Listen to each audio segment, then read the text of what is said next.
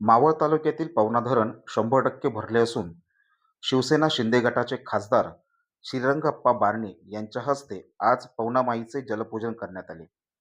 यावेळी शिंदे गटाचे सर्व पदाधिकारी उपस्थित होते.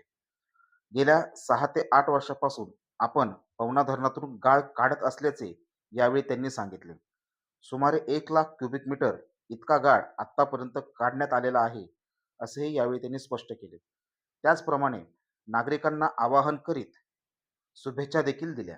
पिंपरी चिंचवड शहराला तसेच देवरोड, तळेगाव, पवना धरण लगत असणाऱ्या गावांना पाणी पुरवठा करणारं पवना धरण आज 100% भरलेले आणि धरण 100% भरत असताना दरवर्षी आम्ही धरण भरल्यानंतर त्याचे पूजन करतो. आज देखील जलपूजन शिवसेना पक्षाच्या माध्यमातून केलेलं आहे. मी गेले जवळपास 8 वर्ष पवना धरणातला गाळ काढण्याचं काम केलेलं आहे आणि गाळ काढत असताना आता जवळपास 1 लाख क्युबिक मीटर आजपर्यंत गाळ काढलेला आहे. धरण पात्रामध्ये डोंगर माथ्यावरून येणारं पाणी, त्याबरोबर मोठ्या प्रमाणावरती माती, गाळ येतो आणि तो दरवर्षी धरण क्षेत्रामध्ये साठला जातो आणि ते गाळ काढण्याचं काम गेल्या अनेक वर्षापासून करतोय. आज आपण पाहिलं असेल की मोठ्या संख्येनं धरण भरलेलं.